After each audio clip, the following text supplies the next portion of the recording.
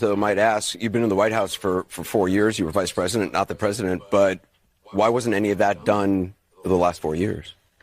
Well, there was a lot that was done, but there's more to do, Anderson. And I'm pointing out things that need to be done, that haven't been done, but need to be done.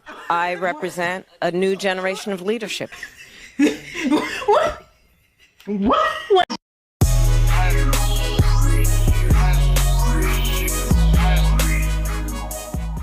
You know, as per usual, Kamala had another bad week last week.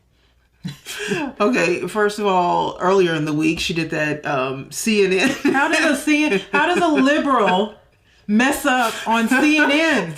Clinton News Network. How does that even happen? How do you not do well with people who are going to vote for you? Anderson Cooper, y'all, I know y'all seen it. Anderson Cooper did a, what's it called, town hall with her. And this woman, look, I don't know who is advising her. I mean, this woman is literally at war with herself.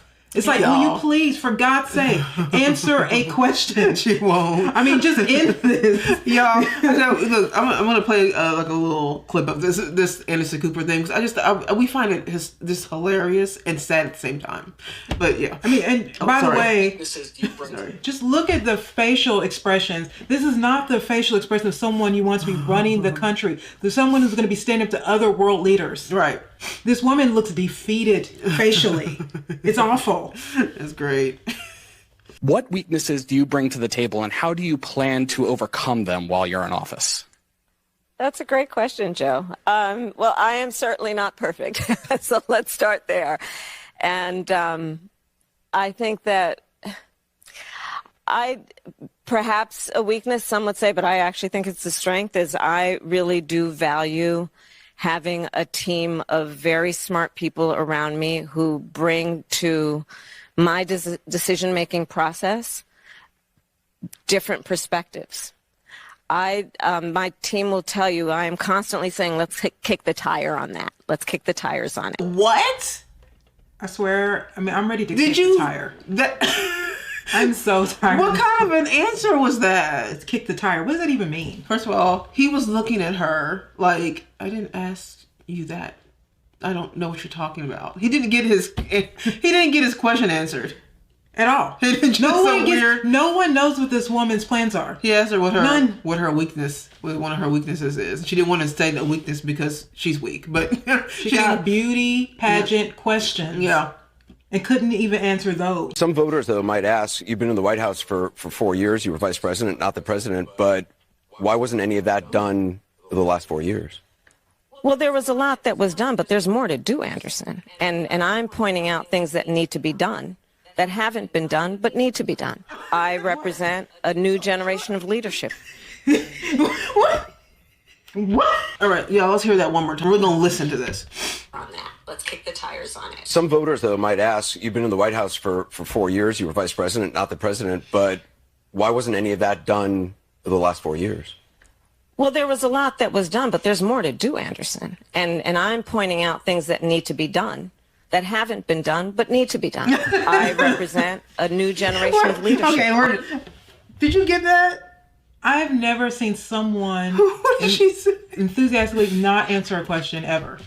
I don't understand how she's gone this far without her own base being like, and now the media, even the left-wing media, they're getting a little sick of her. Yeah, because now Anderson's pushing back on her. See how Anderson's acting. I mean, who knew that he would be doing this? They're getting upset. But he is pushing back on her. I mean, to his credit, he is doing that. But also on other, besides MSNBC, but also other liberal medias, they're getting annoyed. I mean, the Washington Post and the LA Times, they didn't endorse her. Yeah, they're getting a little annoyed right now because they're realizing that there's nothing there. They're not being taken seriously anymore as like real journalists, and it's worsened over time with her being in the Biden-Harris administration is really exposing now the journalists, and now they're feeling like we're looking stupid now. They're probably telling the White House. I'm sure they connected to the White House in some way. I'm like, look, we're looking dumb. Can you teach this girl? And every time I see one of these celebrities come out and stomp for her,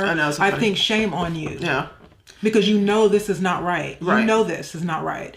But shame on you for trying to get people to vote for someone who has no plans, Right. and is not at all upset or sad about what she's done the last 3.5 years. She has nothing she's going to change, and you want us to vote for her. And you're trying to galvanize like all of your millions of followers to vote for someone who's going to do nothing for them. Right. I mean, shame on all of them. How's really. that work? On a number of issues, and believe that we have to actually take new approaches.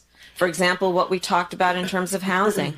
My experience that leads to that priority includes what I did to take on the big banks around the foreclosure crisis when I brought billions of dollars to homeowners that were the subject of predatory lending. I know what home ownership means to the American people, not to mention what it meant to my mother, who worked very hard and saved up so that by the time I was a teenager, she was able to buy our first home.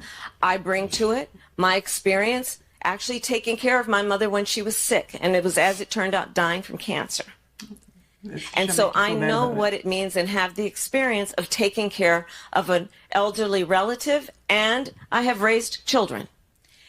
And so I bring to my priorities, and will as president, a new approach and a new idea, frankly, about what we need to do to deal with the sandwich generation. What? That wasn't even the question. What did you just talking about? Taking care of your sick mother, trying to get fillings, use your mother for filling. And then you start talking about children. You don't have children. And by the way, she's a stepmother. By the time she was by the time she came in their life, they were 15 and 20.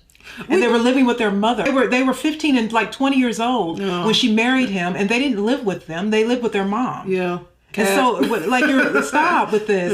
My mother who had cancer, trying to use your mom to get votes is despicable. And then that wasn't even the question. Under Donald Trump, you criticized the wall more than 50 times. You called it stupid, useless, and a medieval vanity project. Is a border wall stupid? Well, let's talk about Donald Trump and that border wall. So remember, Donald Trump said Mexico would pay for it? Come on, they didn't. How much of that? It didn't land. I love that nobody laughed. It didn't land. And she looked like a big fool. And shout out to Anderson Cooper, because I think he's just sick of them. I mean, I can't believe he's pushing back on her like this.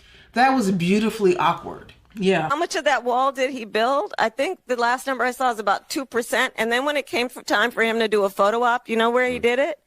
In the part of the wall that President Obama built. But you're agreeing to a bill that would earmark $650 million.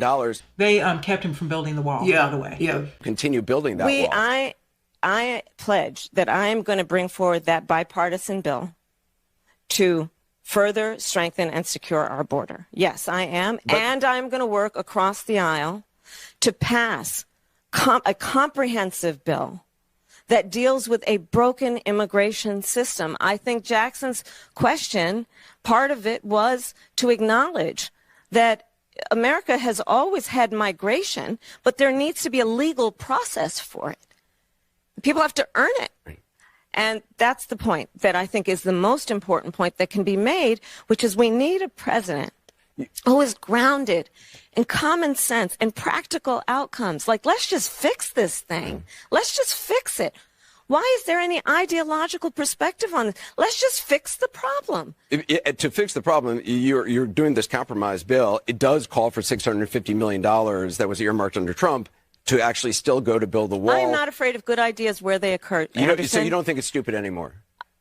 I think what he did and how he did it did not make much sense, because he actually didn't do much of anything. She inadvertently stumped for Trump right now. Right, she did. And she doesn't even realize that they have put executive orders to keep people from coming in now. And she's sitting over here talking about a bill when she could have kept Trump's executive orders in and then tried to get the bill while still protecting the country. And she's pretending like she had to have the bill to keep people from running through our borders. And that's just so that she doesn't even realize what she's saying right now. Well, I think in the middle, so when he asked the question again, and I think she realized, oh, what did I just say? I just stumped for Trump. I just stumped for his, oh great. I just talked about that wall, right? We just talked about it. He didn't actually do much of anything.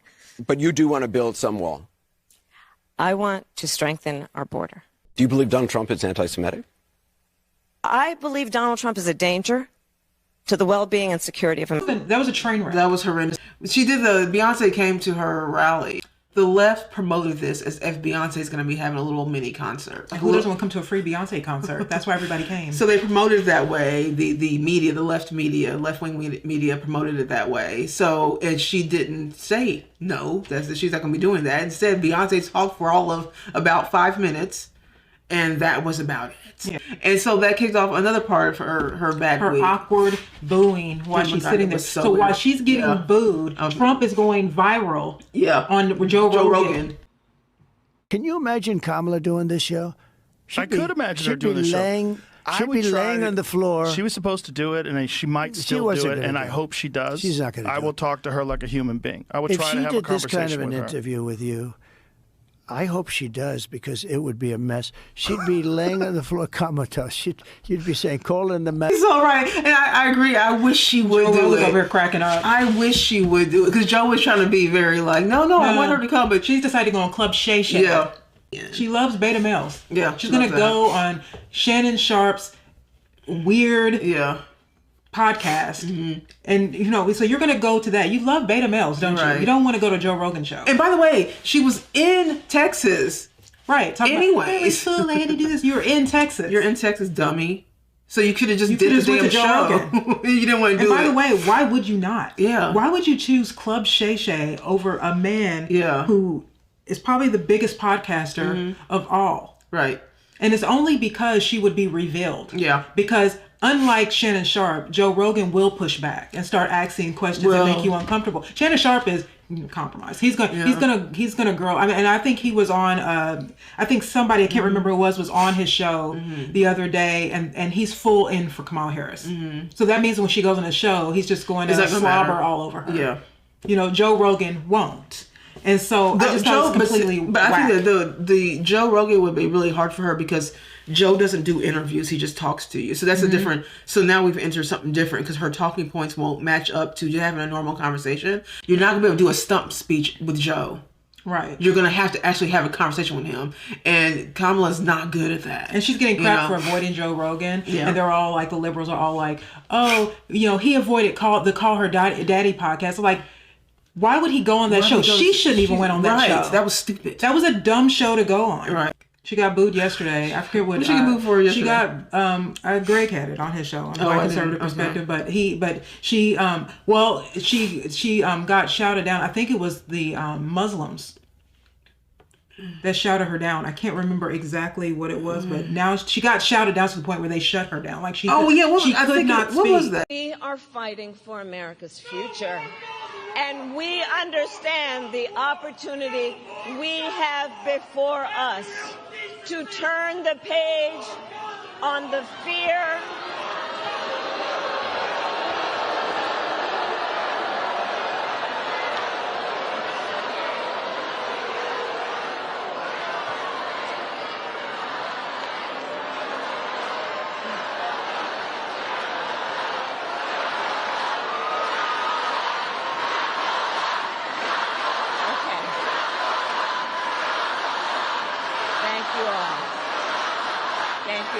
They've really are having some trouble. I mean, it's clear. That's desperation mode. Big trouble. I think he's leading in all the swing states now. Like people are not excited about Kamala at all. And I think who's that excited? Yeah, I think we need to recognize that.